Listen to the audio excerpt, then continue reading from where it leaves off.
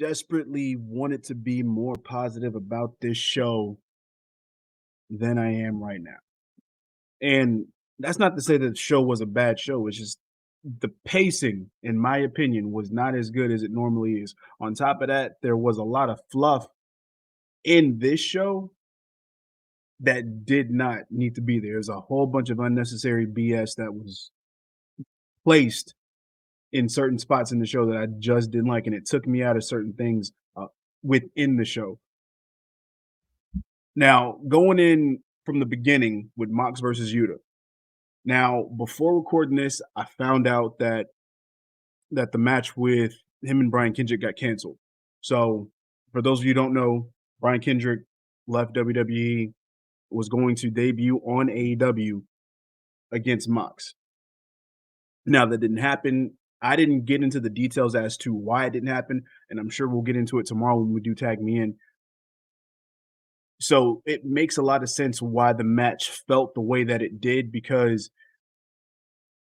there were certain spots in this match that felt like it took too long to get things done. And then at the same time, it felt like they were doing kind of too much. It felt like this match just needed to be a lot less than what it was. And I know it was probably meant to showcase Yuta, and it was probably meant to showcase some type of the ring rust that Mox supposedly has since coming back. And of course, this was all kind of built up to the post-match segment with him and Bryan Danielson, which was good. You know, the fact that Bryan Danielson is now on TV starting to bring up, the idea of, constructing a stable. Now, he did bring up a long time ago the fact that he did want to, if he was going to construct the stable, he wanted to incorporate Daniel Garcia. And I thought that was a fantastic idea. Now, the fact that he was potentially thinking about Wheeler Yuta is another thing that works. But the surprising thing is, instead of him and Mox getting into it, him thinking about adding Mox to that same stable. The potential in that is very intriguing. I don't think it's going to happen. But if it does, hey, we'll have to see where that goes. All in all, the match was all right. It wasn't my cup of tea because I didn't feel like everything was there. As far as a Mox match, usually because I think they had a match before, maybe like either a month and a half ago, where he kind of just dump truck Yuta and that was it. And it didn't seem like this was the right way to go, especially as far as opponents. I really was anticipating to see what was going to happen with Brian Kendrick, but we got to wait and see what happens with that. I'll have to go back after this and then read up and find out what the hell was going on with that and why that match didn't happen. So, but it didn't help what happened after that, because even though we got a good post-match segment, we got a BS segment with Brandy, Rhodes, and Dan Lambert. I don't know why this happened. I don't know why it was necessary, because as far as I'm concerned, anytime Brandy's on TV, as of late, it seems to lead to absolutely nowhere, and nobody wants to see it. And it's not the fact that, hey, like okay, so with the Cody situation, it's a bit different because Cody doesn't necessarily have full on go away heat. Cody has heat, but his heat is for different reasons. Brandy Rhodes has full on go away heat. Nobody wants to see her on TV. She wants to be chief brand officer, fine, no problem at all. But the fact that she is incorporating herself in segments that really has nothing to do with Cody, it just it seems like it's her trying to get herself on TV the same way that she did with the Nightmare Collective, and it doesn't work. None of it fucking works. And as far as I'm concerned, she could stay off of TV for the rest of her tenure in AEW. Hell, she can stay out of the ring, period. She can stay out of all segments and she can just be backstage. I think this is one of the situations where it's not like, a Stephanie McMahon or a Dixie Carter situation where it's like, yeah, you hate them, but they're playing their part. Brandy Rhodes is forcing herself in a part to play. She really has no reason to be there as far as anybody's concerned. She needs to just stay in the back and just handle situations there. Period. You know, and then the fact that now they're starting to build this whole thing with her and Paige Van Zant. I don't want to see it. I don't want to see it. If Paige Van Zant wants to wrestle, cool, no problem with that. Have her feud with somebody else. But to have her do this whole like double ganger shit that that mirrors or tries to mirror Stephanie McMahon and Ronda Rousey, it's not gonna come off the same way. She's not gonna do anything for Paige Van Zant that somebody else can't do. So, and it's not like Paige Van Zant would get a rub off of this because only thing it's gonna do is have fans cheer the heel in the situation. So it's yeah, all for that. So this could have been left off the show completely. They could have put a match here. And the same thing with the next segment, the AHFO, which that's monotonous to say in itself. I don't like this stable. I don't like what they're doing with Andrade. I don't think this is necessary. And the fact that now I'm not gonna say that I don't want to see Isaiah Cassidy and Sammy Guevara. I think that would be an interesting match to watch for the TNT Championship.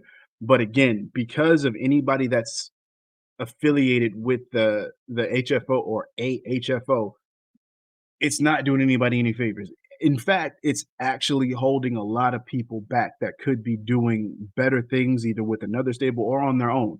The HFO, AHFO isn't doing anything positive for the people within that stable. I have yet to see anybody that benefits from being affiliated with this stable.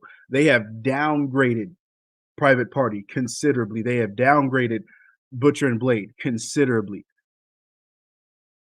I don't know where the fuck is the Hybrid 2.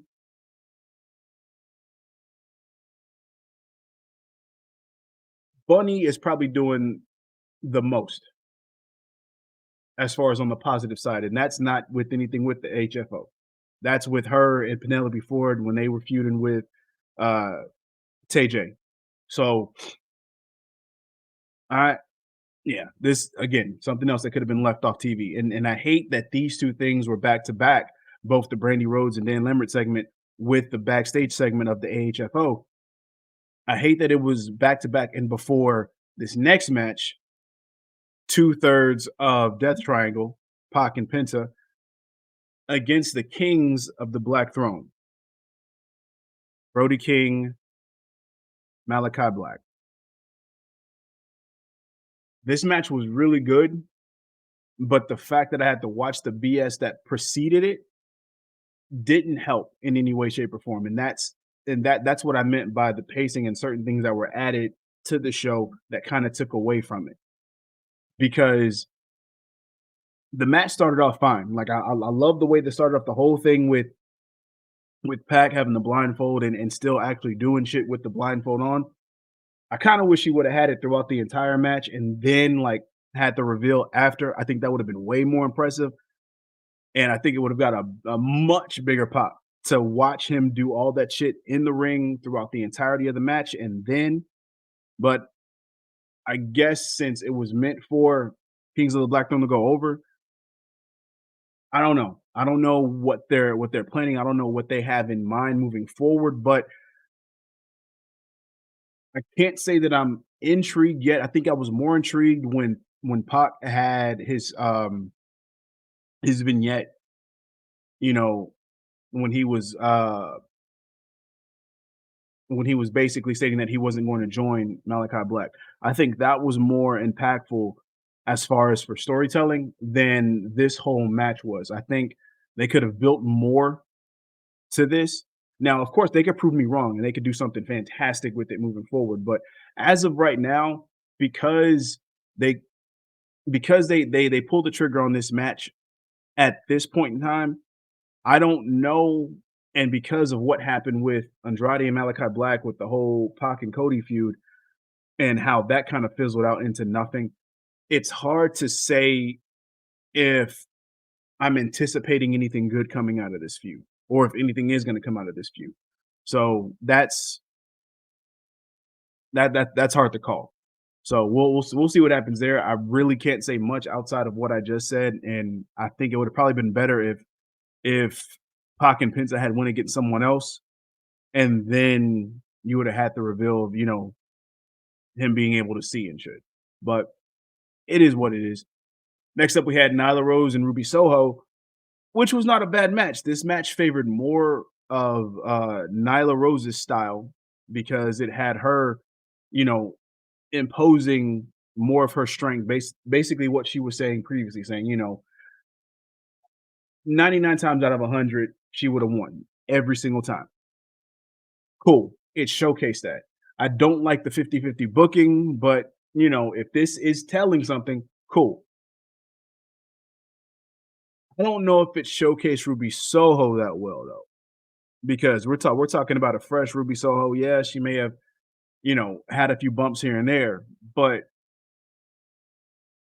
we didn't see this in the first match. And I think if we would have saw that imposing threat from Nyla Rose in the first match and then had Ruby Soho come, you know, overcome that, then I think it would have had a better feel if they went up again, because then you would have seen that same deal here.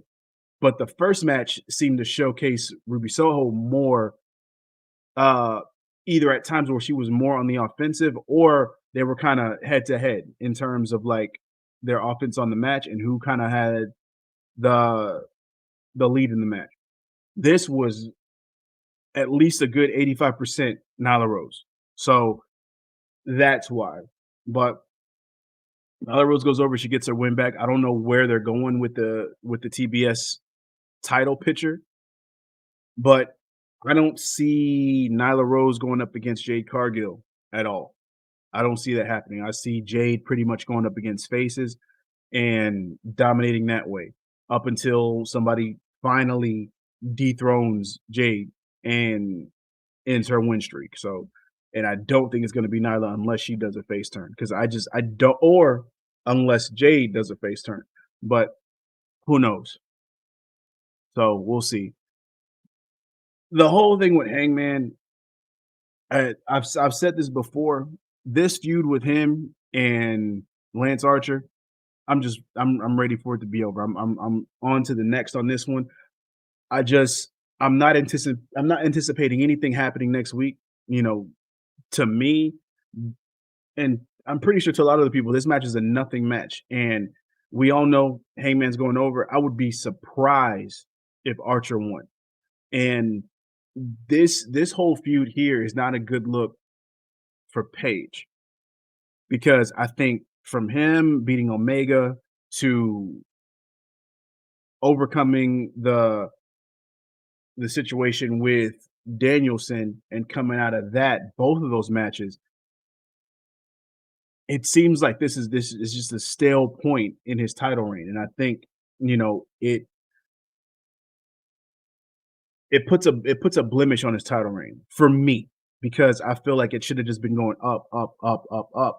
And even if you didn't have anybody that was of the level of Omega or Danielson, you still could have had somebody that was being showcased that could have been a competent competitor, like a Scorpio Sky, or you couldn't do Mox's point, but Scorpio Sky. Hell, you could have done Darby again. You could have done Miro at this point, but I don't think they want to put Miro at this point as far as losing.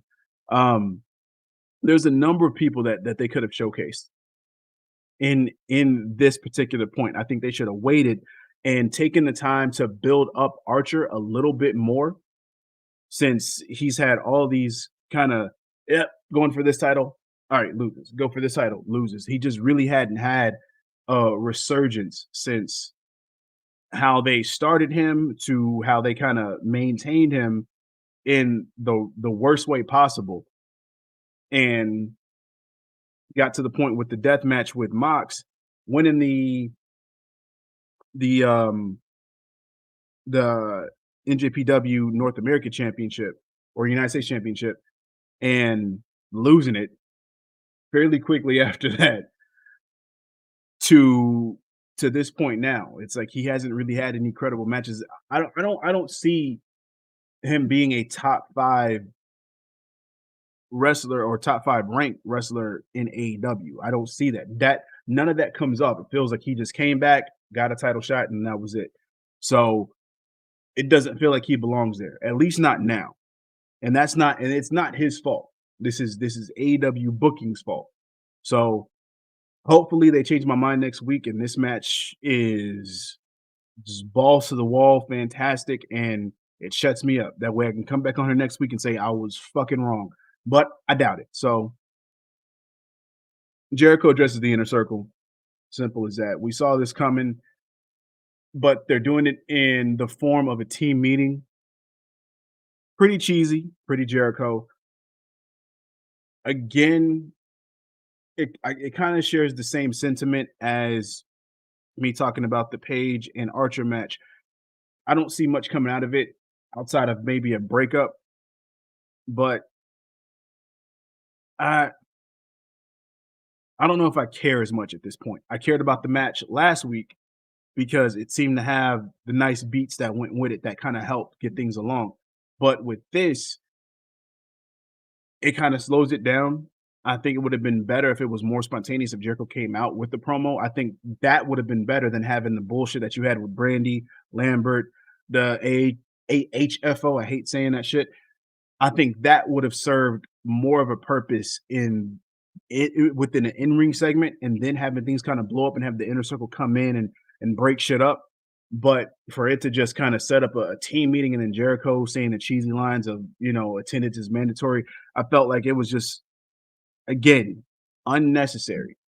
So yeah, we had a situation where the ass crew, the gun club, they jumped Jungle Boy, threw him outside. I don't know what is it, what the deal is with AEW wrestlers in cold places wearing the worst attire in cold climate. It's like they all love having cold nipples.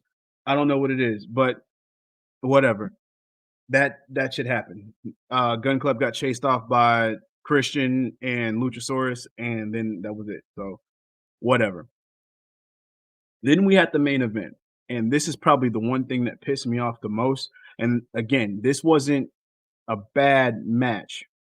I felt like this match was more catered to a pay-per-view, especially the style of match that it was. And watching this because of the continuous breaks with the commercials, with this match was not meant for TV. This match in particular, the way that this match was set up, everything, it was not meant for TV. This was meant for a pay-per-view. This match was the way that it was built up, it had a big fight feel. But once we got to the show, once we got to tonight, where they showed the whole backstage stuff, nothing felt like it was building up to this. Usually in a pay-per-view, you have a situation where you have matches that everybody's looking forward to, and it's the anticipation of getting to said match. It happened with Darby and Punk. It happened with, Darby and MJF. It happened, with just in general with certain people in matches that people look forward to. And this was supposed to be one of those matches. And to have it on TV is this is more so of the reason why when you have money feuds and you have money matches, you need to put them on money events. Putting it on free TV, I'll never say no to a match.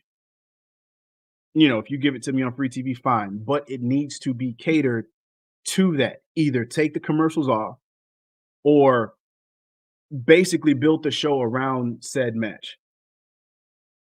You had the whole thing with Paige and Danielson on both occasions where they started both matches at the front of the show and they made these matches feel big.